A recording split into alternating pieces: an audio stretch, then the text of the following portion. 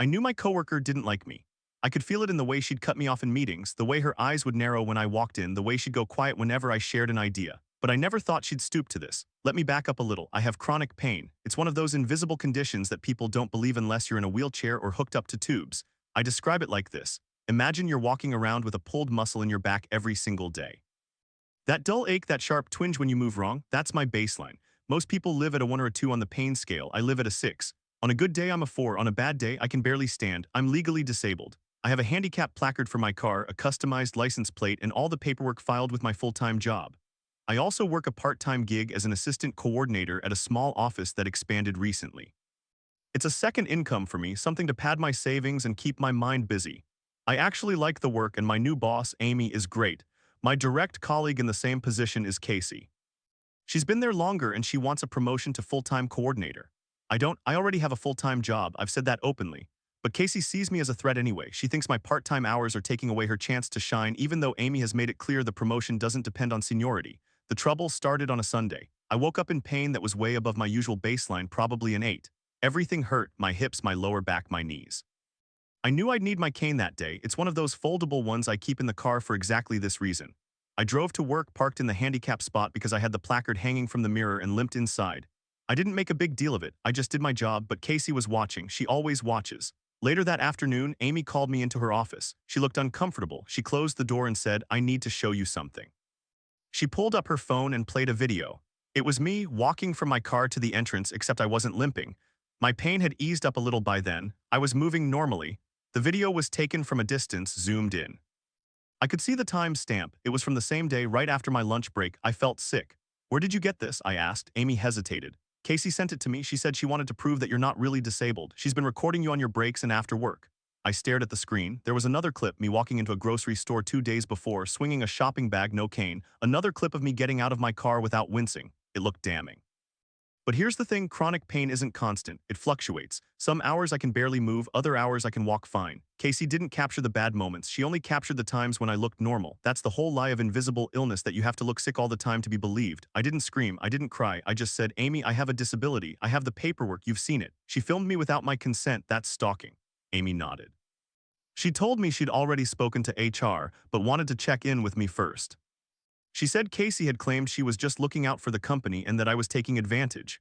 I felt like I'd been punched in the gut. I thought about all the days I pushed through the pain just to show up. I thought about the nights I spent crying because my body wouldn't cooperate, and now someone was trying to use my best days against me. I filed a complaint with HR that same week. They launched an investigation. Casey was put on administrative leave, but I still had to see her around the office. She wouldn't look at me. She'd whisper to other coworkers. I heard rumors she was telling people I was faking for attention and that I'd tricked Amy. One of my coworkers, a woman named Jen, came up to me and said quietly, "I believe you. I have fibromyalgia. People don't get it." That small kindness almost broke me. The investigation took a month. HR concluded that Casey had violated my privacy and created a hostile work environment. They recommended she be fired. Casey fought it. She claimed I was exaggerating my disability and that she had a right to call out fraud. She even brought in a video from a different day when I was jogging. She defollowed me to a park on my day off. That's when I realized how deep this went. She was tracking my movements. I felt unsafe. I filed a police report for stalking, but the officer basically shrugged and said, "It's a workplace issue, not a criminal one." I was in Texas and I'm black. I knew what that shrug meant. I started carrying a backup cane. I stopped going to the part-time job on days when I felt okay. I forced myself to use the cane even when I didn't need it, just so no one could say I looked faked. That's a terrible way to live, pretending to be in more pain than you are just to prove you have any pain at all. Amy tried her best. She reassigned me to a different desk away from Casey. She made sure I got my breaks privately, but the damage was done. I couldn't trust anyone. I started looking for a new part-time job. I updated my resume. I even talked to a lawyer about a lawsuit. The lawyer said I had a case for disability harassment and invasion of privacy, but it would be messy and long. I wasn't sure I had the energy for that. Then, about 3 weeks ago, Casey did something that shattered everything. I'll never forget that morning. I walked into the break room and there was an envelope on the table with my name on it. Inside was a printed photo of me from the video she'd taken with a sticky note that said, "Nice try, faker, see you in court."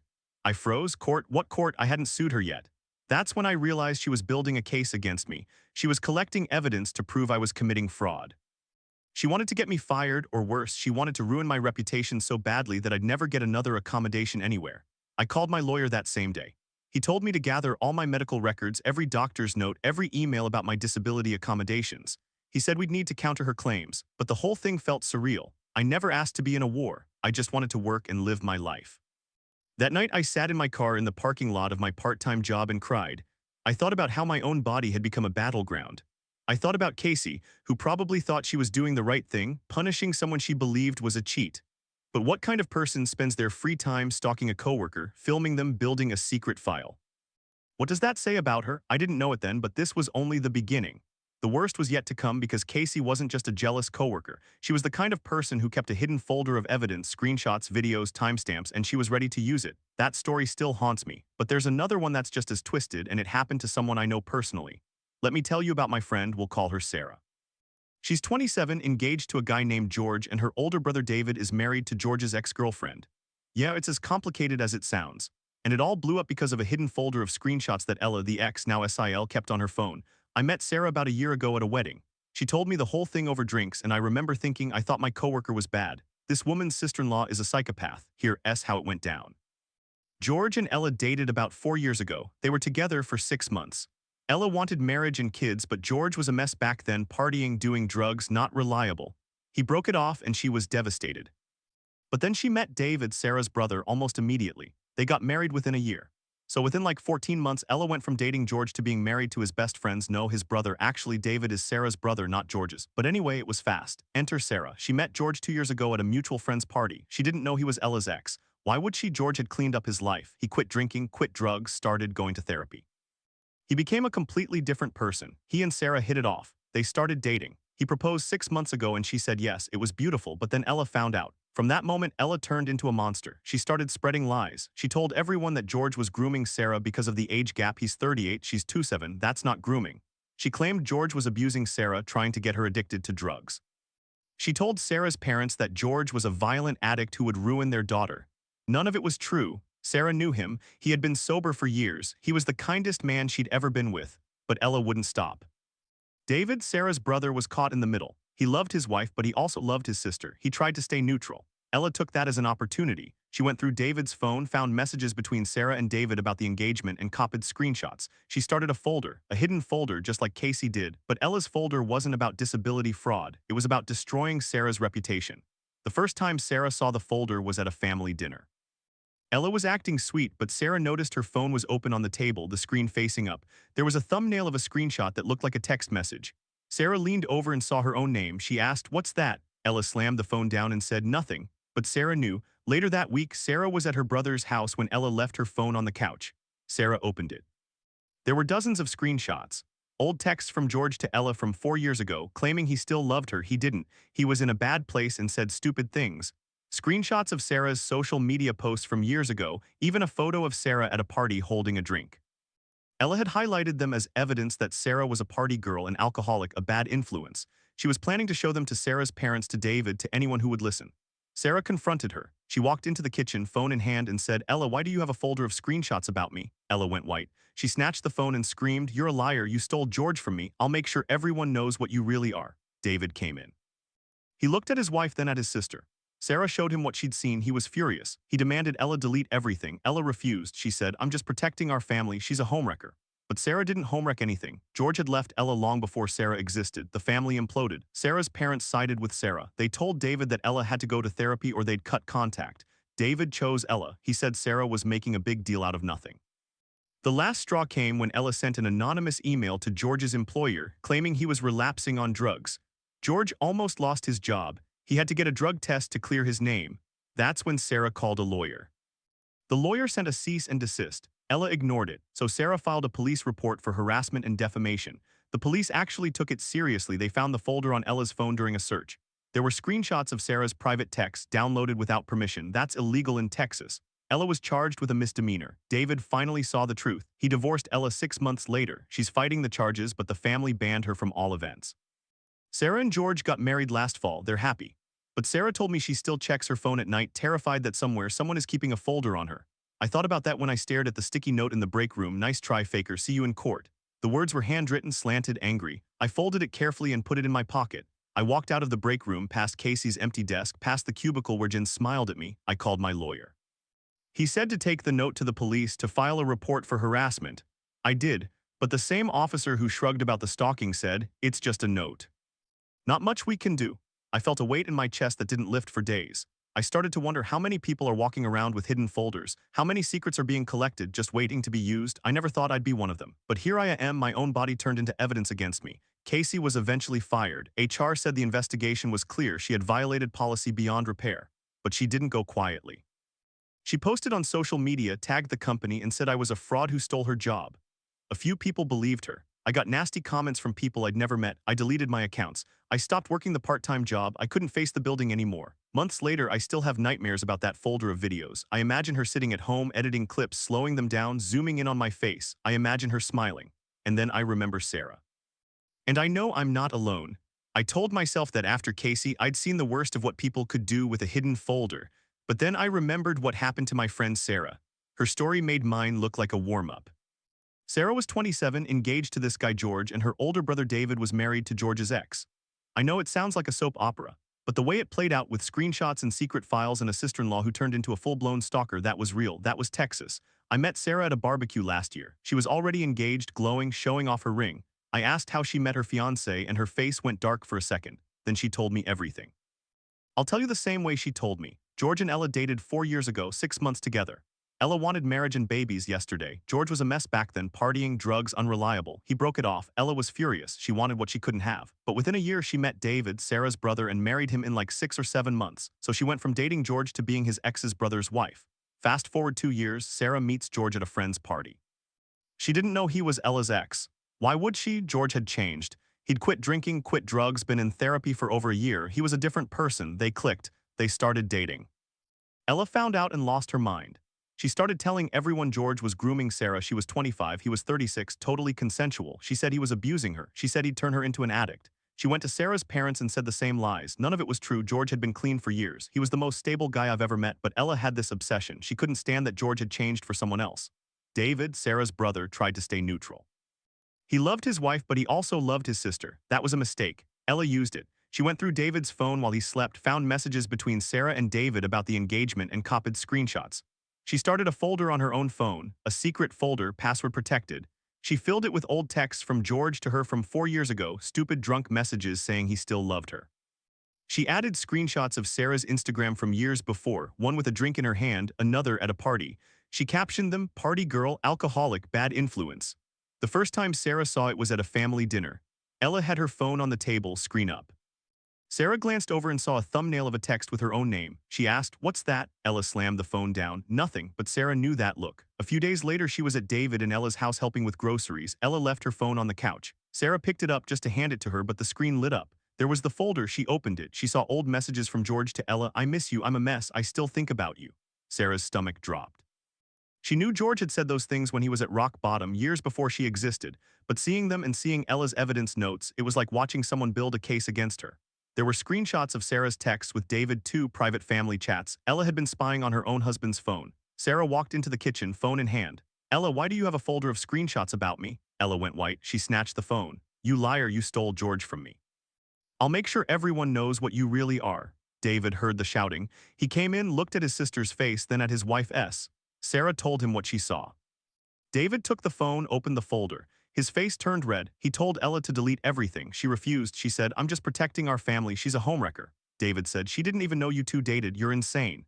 The family dinner the next week was a nightmare. Sarah's parents sat in stunned silence while Ella cried and accused Sarah of seducing George. Sarah's mom finally said, "Ella, you need help, real help, or we're done." David chose his wife. He said Sarah was overreacting, making things up. For a while, the family split.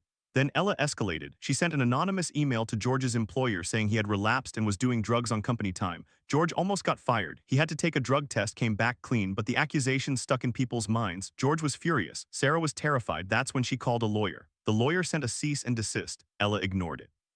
So Sarah filed a police report for harassment and defamation. The police actually did their job for once.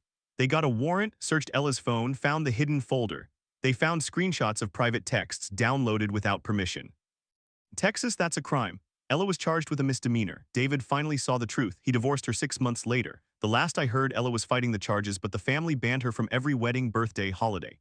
Sarah and George got married last fall, they're happy, but Sarah told me she still checks her phone at night. She still wonders if somewhere on some cloud backup Ella still has copies of that folder. I thought about that when I found the sticky note in the break room. I thought about Casey, about her secret videos, about her plan to use them against me in court. I thought about all the hours she spent editing, zooming, building an archive of my pain, and I thought about Ella, who did the same thing with fake screenshots. We live in a world where people collect evidence on each other like it's a hobby. I never thought I'd be a target, but now I know you don't have to be guilty of anything. You just have to be someone another person hates. And they'll build a case against you, piece by piece, screenshot by screenshot, video by video. They'll keep it all in a hidden folder, waiting for the right moment to use it. I'm still working at my full-time job. I still have my chronic pain. Some days are harder than others. Casey is gone, but her folder still exists on her phone, maybe in the cloud, maybe shared with someone else. I filed a restraining order, but the judge said there was no imminent threat, just a paper trail of harassment. I don't know if I'll ever feel safe again, but I know I'm not the only one. I kept replaying the night I found that sticky note in my head. When that said, keep an eye on her, she's faking it. I didn't know who wrote it, but I knew it was Casey's handwriting from the way she looped her lowercase e's. I'd seen enough of her notes on the desk. That note wasn't just a warning, it was a confirmation. Someone else in the office was watching me, or Casey had recruited backup. I went to my boss Amy the next morning. I showed her the note. She turned pale. She said, "I'll talk to HR, this is serious." I thought HR would handle it quietly. Instead, they pulled me into a meeting with Casey and a mediator. Casey sat there, arms crossed, smirking. She said, "I never wrote that, you're paranoid." I didn't have proof. The note had no fingerprints. No camera in the break room. It was my word against hers, and she had a whole folder of videos she claimed showed me moving fine on my good days. Amy believed me, but she couldn't fire Casey based on a sticky note, so Casey stayed, and she got worse. She started timing my bathroom breaks. She'd walk past my desk and mutter, "Must be nice to take a 30-minute break." I timed her too. She took 25 minutes every morning getting coffee, but that was fine because she wasn't disabled. She wasn't the one who had to stand up slowly, gripping the edge of the desk, waiting for the spike in my lower back to settle. She wasn't the one who had to lean against the wall in the hallway because the fluorescent lights made my head feel like it was splitting. She saw me lean, she saw me wince, she just didn't care. The police never helped. I filed a report about the stalking, the video taken outside my home, the folder of screenshots. The officer looked at me and said, "You don't seem disabled." I showed him my placard. He shrugged. "That's not our jurisdiction, it's a workplace issue." I called again after the note, same response. I was a black woman in Texas with chronic pain. The cops weren't going to inconvenience themselves for me. My mom told me to quit. My best friend told me to lawyer up. I did both. I found a lawyer who specialized in disability discrimination. She listened to my whole story. She said, "We have a case, but we need proof of the videos." I didn't have proof. Casey had them on her phone, password protected. I had no access. The lawyer sent a demand letter to the company, citing the Americans with Disabilities Act and the hostile work environment. The company's response was boilerplate. "We take all complaints seriously. An internal investigation is underway." The internal investigation took 3 months. 3 months of Casey smiling at me in the hall. 3 months of finding her notes hidden under my keyboard. 3 months of coming home and falling onto my couch, crying because my body hurt more than usual. The stress made my pain worse. I went from a 6 to an 8 every day. I started using my cane full-time. I didn't care anymore if people saw. Then the investigation concluded. The company found no evidence of targeted harassment. They said Casey's videos were taken for personal documentation and didn't violate policy. They refused to fire her. They offered to transfer me to another location. I refused. Why should I be the one to leave? I'd done nothing wrong, but I was exhausted, so I quit. That was when I decided to go to the police one more time with my lawyer present. My lawyer brought a copy of the company's internal report, my medical records, and a sworn affidavit from a coworker who had heard Casey bragging about getting that faker fired. That coworker, Sarah, the same Sarah I mentioned earlier, had heard Casey say, "I have enough evidence to destroy her in court if she ever tries for disability benefits." Sarah recorded that conversation on her phone. She gave it to my lawyer. The police finally took it seriously. They got a warrant. Casey's phone was seized. The folder was found. There were over 40 videos of me dating back 6 months. Some were from inside the office, hidden camera angles zoomed in on me sitting, standing, walking to the bathroom. Some were from outside my apartment building, filmed from a car across the street. She had time-stamped notes. She walked to mailbox without cane, August 15th. She sat on bench for 10 minutes, August 16th. Claimed she couldn't lift box but lifted her purse, August 20th. She had annotated my pain. The district attorney charged Casey with stalking and invasion of privacy. It was a felony because of the videos taken on my private property. She was arrested at work. I heard from Sarah that Casey cried in the conference room when they put the cuffs on. She kept saying, "I was just proving she was faking. I was helping the company." The company didn't back her. They had to distance themselves. They issued a public statement apologizing to me, too little too late. The case went to trial 6 months later. I testified. I showed the jury my medical records, my placard, my canes. Casey's lawyer argued that she was a concerned employee who wanted to prevent fraud, but the jury saw the videos. They saw me wince in the parking lot. They saw me limp when I thought nobody was watching. They saw Casey's smug face in the corner of one video holding her phone. They deliberated for 2 hours. Guilty, Casey got 2 years probation and a restraining order. She has to register as a stalker. She lost her job. She lost her chance at that promotion. She lost everything she tried to take from me. I didn't feel victorious. I felt hollow. Because I knew she still had copies of those videos somewhere on a cloud backup on a friend's phone on a USB drive tucked in a drawer.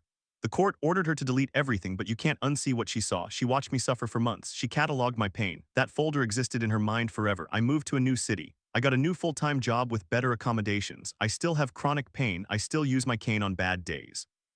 And I still check over my shoulder when I walk to my car. Some wounds don't heal, but I'm not the only one with a story like that. I learned that from Sarah. She told me her own nightmare about a sister-in-law named Ella who kept a folder too, and that story didn't end with a conviction. It ended with a broken family and a restraining order that felt like a band-aid on a bullet wound. I met Sarah at a support group for people who'd been stalked. She was quieter than me, but her eyes had the same look. The look of someone who knows that someone somewhere has a folder with your name on it. She told me her story one night over coffee. Sarah was 25 when she started dating George. George was 38. He was her brother David's friend from way back. She didn't know that George had dated David's wife Ella 4 years earlier. George and Ella had a 6-month disaster. George was partying, doing drugs, unreliable. Ella wanted a ring and a baby. George couldn't give her that, so they broke up. Within a year, Ella met David, married him in 7 months. So Ella went from dating George to being married to his best friend's sister's brother. Yeah, it's confusing. But in a small town, everyone knows everyone. Sarah met George at a barbecue. He was sober, going to therapy, stable. They clicked. They started dating, and Ella lost her damn mind. Ella started saying George was grooming Sarah, that he was an abuser, that he would turn Sarah into a drug addict. None of it was true. George had been clean for years. He was the most stable guy Sarah had ever met, but Ella couldn't stand that George had changed for someone else. She wanted to be the one who fixed him. She wanted the credit. She started collecting evidence. She went through David's phone while he slept, took screenshots of texts between Sarah and David about the engagement. She dug up old messages from George to her from 4 years earlier, drunk texts saying he missed her, that he was a mess, that he still thought about her. She saved screenshots of Sarah's Instagram from college, one with a red cup, one at a party. She captioned them, "Party girl, alcoholic, bad influence." She put it all in a hidden folder on her phone. Sarah found it accidentally. She was at David and Ella's house helping unpack groceries. Ella left her phone on the couch. Sarah picked it up to hand it to her and the screen lit up. She saw the folder icon labeled evidence. Her heart dropped. She opened it. She saw George's old texts. She saw her own private messages with her brother. She saw photos of her at parties from 5 years ago with Ella's comments. She felt sick. She confronted Ella. Ella screamed, "You stole him from me. I'll make sure everyone knows what you are." David came in. He saw the folder. He saw the screenshots. He told Ella to delete it. She refused. He said, "You're insane." Ella cried, said he was choosing his sister over his wife. For a while, David tried to stay neutral. He loved his sister, but he loved his wife too. That almost destroyed his relationship with Sarah. The family was split. Sarah's parents didn't know who to believe. Then Ella escalated. She sent an anonymous email to George's employer saying George had relapsed and was using drugs on company time. George almost got fired. He had to take a drug test. He passed, but the accusation stuck. People whispered. Sarah called a lawyer. The lawyer sent Ella a cease and desist. Ella ignored it, so Sarah filed a police report. This time the police didn't blow her off. They got a warrant for Ella's phone. They found the hidden folder. They charged Ella with harassment and illegal interception of communications. It was a misdemeanor, but it was something. David finally saw the truth. He divorced Ella. The family banned Ella from every event, weddings, birthdays, holidays. Sarah and George got married. They're happy now. But Sarah told me she still has nightmares. She still wonders if Ella has copies of that folder stored somewhere. She still checks her phone for strange messages. I nodded when she told me that. I knew that feeling. We sat in the coffee shop, both of us nursing cold drinks, both of us carrying that invisible folder in our heads. I told her about Casey's videos. She told me about Ella's screenshots. We both had evidence collected against us, not because we did anything wrong, but because someone else needed to prove something about themselves by destroying us. I don't know if that folder will ever truly disappear, but I know I'm not alone, and that's something. Remember the day the police finally listened? I'd been filing reports for months. Every time the same response, "This is a civil matter, talk to HR. I'm black, I'm disabled, I live in Texas." I knew what they weren't saying. They saw a woman with a cane and a placard and figured I was exaggerating. Casey was white, well-dressed, polite. She looked like someone who would never break the law. I looked like someone who might be faking. But after Sarah gave my lawyer that recording, everything shifted. The detective on the case, a white man in his 40s, called me in. He didn't apologize. He just said, "We got a warrant for her phone. We'll need your statement again." I gave it. I sat in that cold interview room, my back aching, my hand gripping my cane, and I told him every date, every time I'd seen Casey's phone pointed at me. He wrote it all down. He didn't look at my face. The search warrant hit her phone on a Tuesday. When they found the folder labeled CP Faker, they arrested her on Wednesday. She was in the middle of a team meeting. Amy, my boss, called me after. She was crying. "I'm so sorry," she said. "I should have seen it." Amy was a good boss, but she was also scared. The company had a policy against recording in the workplace, but they hadn't enforced it. They were scrambling to cover their asses. At the trial, the prosecutor showed the jury one of the videos. It was from last September. I was in the parking lot getting out of my car. I'd had a bad flare-up. I was using both hands to lift my leg out. I was wincing. I didn't know anyone was watching. Casey had filmed it from her car. The angle was through her windshield. She had a timestamp and a note. Claims pain level 8, took 47 seconds to exit vehicle, suspect fraud. The jury looked at me. I looked at the floor. I felt like my body was on trial. Like every grimace, every slow step, every day I'd tried to hide my pain was being judged. The prosecutor asked me, "Do you have cerebral palsy?" I said no. "Do you have a diagnosed chronic pain condition?" Yes. "Do you use a cane on bad days?" Yes. "Do you sometimes walk without it on good days?" Yes. "Does that mean you're faking?" No. I started crying. I couldn't help it. The jury came back in 2 hours. Guilty on both counts, stalking and invasion of privacy. Casey didn't get jail time. She got 2 years probation, a restraining order, and a permanent stalking conviction. She lost her job. She had to surrender her phone for monitoring, but I knew she had backups. I knew she had friends who would keep those videos. The police seized what they could, but you can't delete everything. After the trial, I started going to a support group for stalking victims. That's where I met Sarah. She was around my age, quiet, with a tight smile. We sat in folding chairs in a church basement, and when it was her turn, she told a story that made my stomach drop. Sarah was 25 when she started dating George. George was 38, her older brother David's friend. Sarah didn't know that George had dated David's wife, Ella, 4 years earlier. That was ancient history. George had been a mess back then, drinking, drugs, no direction. He and Ella had a 6-month thing. She wanted a ring. He couldn't give her one, so they broke up. Within 8 months, Ella was married to David. That should have been the end of it, but Sarah and George fell in love. George got sober. He went to therapy. He became the man he always wanted to be. And when Ella found out they were together, she went nuclear. Ella started spreading lies. She said George was grooming Sarah, that he was abusing her, that he would turn her into an addict. She said it to David, to Sarah's parents, to anyone who would listen. She even called Sarah's workplace and claimed Sarah was stealing from the company. That accusation got investigated. Nothing came of it, but the damage was done. The breaking point came when George proposed. He took Sarah to a quiet restaurant, got down on one knee and asked. She said yes. She was ecstatic. The next day, she posted a picture of the ring. Ella saw it. That night, Sarah's phone blew up. Her brother David called her, frantic. "Did you know George was Ella's ex?" David asked. Sarah said yes, she knew. David said, "Ella is losing her mind. She says you stole him. She says she has evidence that George is cheating on you." Sarah laughed. George wasn't cheating, but Ella had started digging. She went through David's phone while he slept. She found texts between Sarah and David about the engagement. She screenshotted them. She found old messages from George to her from 4 years ago, drunk texts, sad texts, texts where George said he missed her and wished he could change. She saved those too. She went through Sarah's Instagram from college. She found a photo of Sarah at a party holding a red cup. She circled the cup and labeled it alcoholic tendencies. She put it all in a folder on her phone called The Truth. Sarah discovered the folder a week later. She was at Ella and David's house helping bring in groceries. Ella left her phone on the couch. The screen lit up with a notification. Sarah picked it up to hand it to Ella and she saw the folder icon. She said later that her hands started shaking. She opened it. She saw her own private messages. She saw George's old texts. She saw the photo of herself with the red cup. She saw the comments Ella had typed, "Party girl, liar, homewrecker." Sarah didn't scream. She walked into the kitchen where Ella was unpacking bags. She held up the phone. "What is this?" Ella's face went white, then red. Then she shrieked, "You stole my phone. You're invading my privacy." Sarah said, "This is a folder about me with my private conversations. You're the one who invaded my privacy." Ella grabbed the phone. She started deleting the folder right there, or trying to. Her hands were shaking. Sarah told David, who had just walked in. He saw the folder. He saw the screenshots. He told Ella to stop. She screamed that Sarah was the enemy, that George was an addict, that everyone was against her. David didn't defend her. He told her to sit down. He asked Sarah to leave. Sarah went home and cried. Over the next month, the family split. David tried to stay neutral, but Ella wouldn't stop. She sent an anonymous email to George's boss claiming George had relapsed. George had to take a drug test. He passed, but the rumor stuck. Some coworkers looked at him sideways. He had to meet with HR. Sarah hired a lawyer. She sent a cease and desist. Ella responded by sending a letter to Sarah's parents calling Sarah a slut and a gold digger. That was the line. Sarah's parents told David they wouldn't come to any family event if Ella was there. David finally divorced her. The family banned Ella from Christmas, Thanksgiving, birthdays, weddings. Sarah and George got married a year later. Ella wasn't invited, but Sarah told me that every time a package arrived at her door, she felt a chill. Every unknown number made her heart race. She still had the screenshots printed out, stored in a safe just in case. We sat in that support group, two women who had been cataloged, filed, and weaponized. I never met Ella, but I know her. I know the kind of person who makes a folder. I know the satisfaction they feel every time they add another picture, another text, another timestamp. They think they're building a case. They think they're proving something. They don't realize that the folder is a mirror. It shows only their own obsession. I still have my folder. Not on my phone, of course. I deleted everything after the trial. But I have a copy of the police report. I have a copy of the search warrant.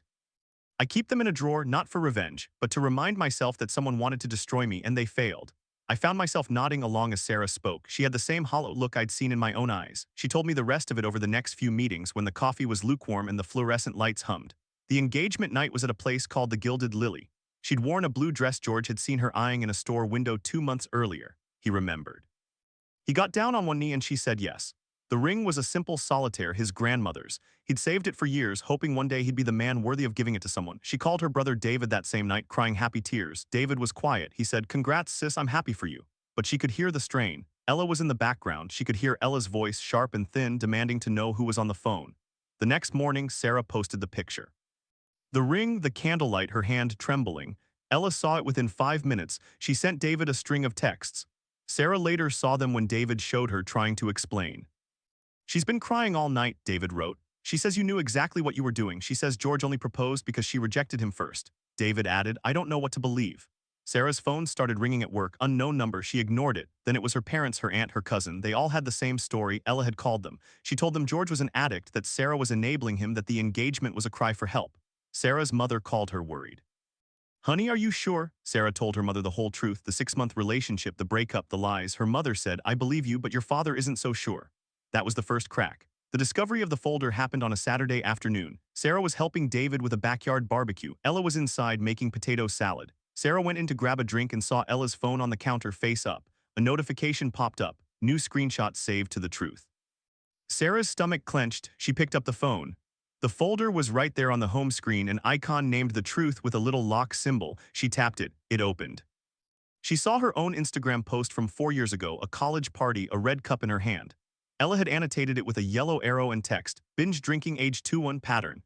There were screenshots of texts between Sarah and David from the night of the engagement. David had written, "I'm so happy for you." And Ella had circled it with red pen, drawn a line to another text from George to Ella from 2010. "Maybe we were too rushed. I need to fix myself." Ella had typed below, "He's clearly still in love with me. She stole my future."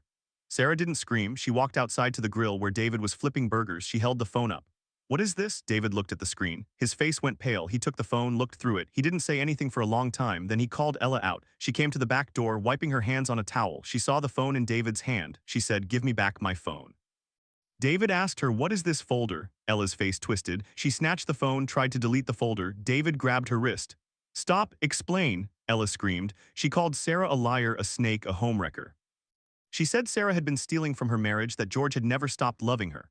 David told her to go inside. She refused. The neighbors started looking over the fence. Sarah left. She drove home shaking. That night, David called Sarah. He was crying. "I think she's been doing this for a while. I found another folder on her tablet. It had pictures of you at the grocery store. She was following you." Sarah felt cold. She hadn't known. She'd never noticed a car, never felt watched. But now she remembered the woman at the end of the aisle, the one who always seemed to be wearing sunglasses indoors. She thought it was a coincidence. The family divided. Sarah's parents took her side after they saw the screenshots. David's parents were torn. They'd liked Ella, thought she was a good wife, but David filed for divorce 2 months later. The court process was ugly. Ella tried to claim David was abusive, that she feared for her life. She had no evidence. The judge saw the folder screenshots Sarah provided. Ella got supervised visitation with their dog. The band came at Christmas. Sarah's mother sent a text to the group chat. "Ella is not welcome at our home for Christmas Eve dinner. Anyone who brings her will be asked to leave." David responded, "Understood." His ex-in-laws didn't come. The rest of the family showed up. Sarah sat next to George, holding his hand. They ate turkey and ham. They laughed. But every time the doorbell rang, Sarah jumped. The wedding was a small affair in a chapel downtown. Sarah wore her mother's dress, altered to fit. George wore a gray suit.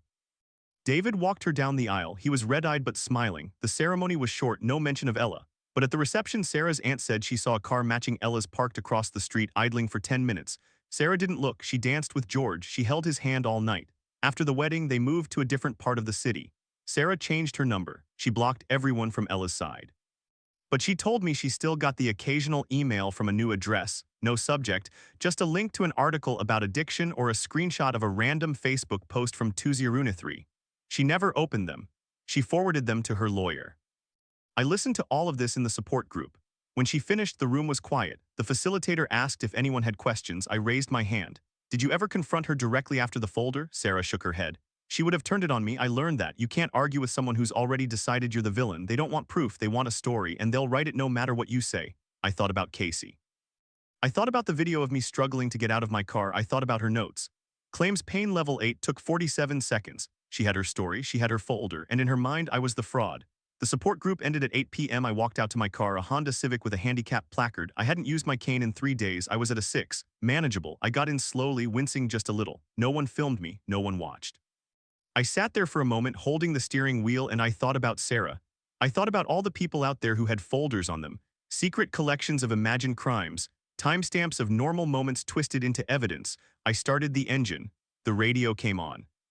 Some pop song I didn't recognize. I drove home past the church basement, past the coffee shop where Sarah and I had exchanged numbers. I didn't look in the rearview mirror. I didn't check for tailing cars. I just drove, because the folder wasn't about me, it was about her. And she was already in prison even if she was still walking free. That's what I told myself, that's what I held on to. The next week the group had a new member, a man in his late 50s, gray hair, tired eyes.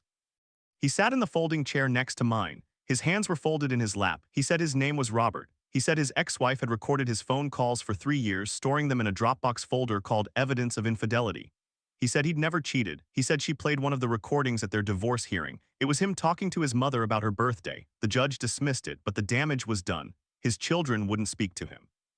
His wife had told them he was a liar, a cheat, a monster, and she had the files to prove it. I looked at Robert. I looked at Sarah. I looked at the ring on my finger, the one George had given Sarah, the one she wore every day. She caught my eye and smiled, a tight, sad smile. We all had folders, but we were still here. I sat in the support group and listened to Robert talk about his Dropbox folder. He said the recordings were mundane, phone calls about groceries, doctor's appointments, Christmas plans. His ex-wife had edited them, added pauses, cropped out context.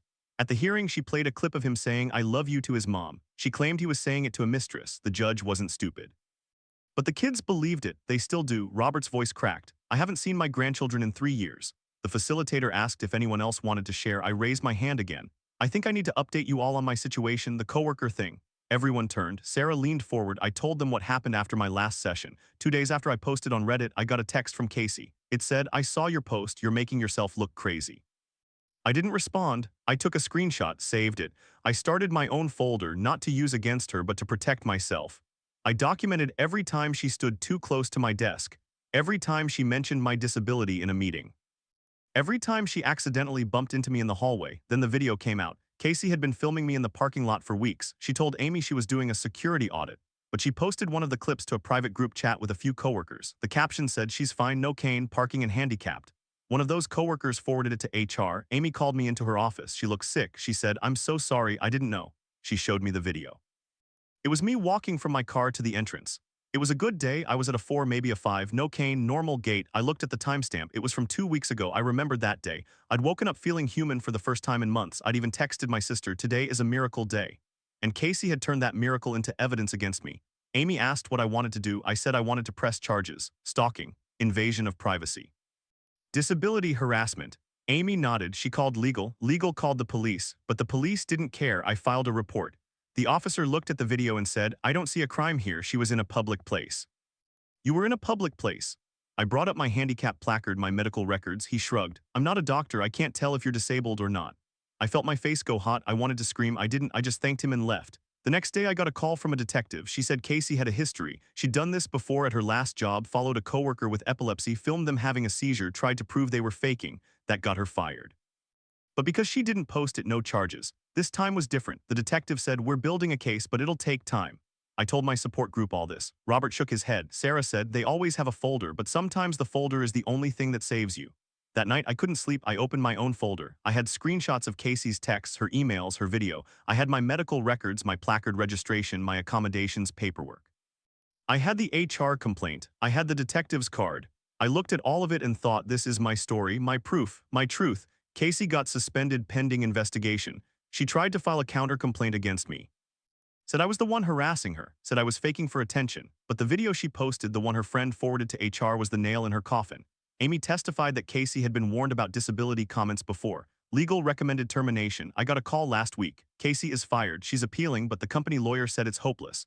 I should feel triumphant, but instead I feel tired and scared because Casey knows where I park. She knows my schedule. She still has the video she posted to that group chat. I don't know if she'll try to find me outside of work. I changed my route. I check my rearview mirror more than I ever did before, but I also picked up a new cane. It's purple, my favorite color. I use it even on good days now because I want people to see it. I want them to see me limping or not limping and know it's none of their damn business. The support group ended. I walked to my car. I saw a note under my windshield wiper. It was folded neatly. I opened it. It said in block letters, "I know where you live." No signature. I looked around. The parking lot was empty. I got in the car, locked the doors, and drove straight to the police station. I filed another report. The detective said she'd add it to the file. She said, "We'll do a drive-by, check her place." I nodded. I didn't feel safer, but I felt heard. Sarah texted me later that night. She said, "I got another email today from a new address, just a link to an article about Munchausen syndrome. She's still at it." I typed back, "I know, me too." We're all learning that the folder never really goes away, it just changes hands. But we're learning something else too. We're not alone. And that's the only folder that matters.